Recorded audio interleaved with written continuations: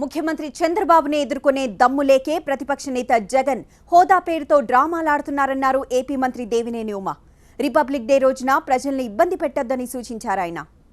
29 రాష్ట్రాల్లో కూడా ప్రతిపక్ష నాయకులు ఉన్నారు.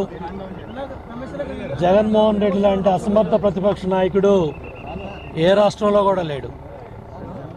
శాసనసభలో చర్చ జరిగినప్పుడు ప్రత్యేక హోదా మీద చాలా స్పష్టంగా ముఖ్యమంత్రి చంద్రబాబు నాయుడు గారి దగ్గర నుంచి మంత్రుల దాకా మేము అందరం మాట్లాడాం. మీరు ఏదైతే ప్రత్యేక హోదాతో మీరు అడుగుతున్నారో, ఏదైతే ప్రత్యేక ప్యాకేజీ హోదాలో ఉన్న ప్యాకేజీ అంతా కూడా చట్టబద్ధతో మేము కోరుతున్నాం.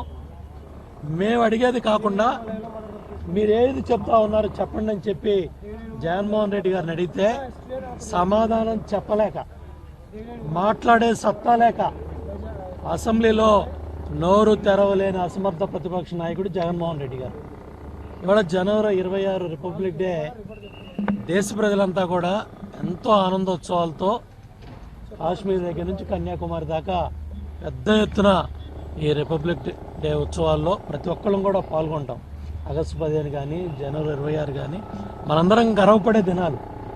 ఇవాళ మీరు దావోస్ వెళ్ళి పరిశ్రమల కోసం ఆయన ప్రయత్నం చేస్తూ ఉంటే చూసి వారవలేకపోతూ ఉన్నారు. చాలా అభ్యంతకరంగా మాట్లాడుతూ ఉన్నాడు. నేను అడుగుతూ ఉన్నాను జగన్మోహన్ రెడ్డి గారిని, మీరు సూట్ కేస్ కంపెనీల చరిత్ర మీది. మీలాంటి వ్యక్తి పరిశ్రమల గురించి మాట్లాడటానికి అర్హత లేదు. ఎందుకంటే ఐఏఎస్ ఆఫీసర్లు జైలుకు పంపించావు. నీ తండ్రి అధికారంలో ఉన్నప్పుడు అధికారులు జైలుకి వెళ్ళారు, ఐఏఎస్ ఆఫీసర్లు జైలుకి వెళ్ళారు, పారిశ్రామికవేత్తలు జైలుకి వెళ్ళారు. ఇవాళ నీకు ఇంత ఘనమైన చరిత్ర, వ్యాన్పిక్లో భూములు కుంభకోణం, అట్లాగే సరస్వతి భూములు కుంభకోణం, భారతీయ సిమెంట్ మైనింగ్ కుంభకోణం, ఈ విధంగా కుంభకోణాల్లో మునిగిపోయిన నువ్వు ఈరోజు ప్రత్యేక హోదాను అడ్డం పెట్టుకొని చంద్రబాబు నాయుడు గారినో తెలుగుదేశం ప్రభుత్వాన్నో ఇవాళ నువ్వు నిందించాలనే ప్రయత్నం చేస్తున్నావు.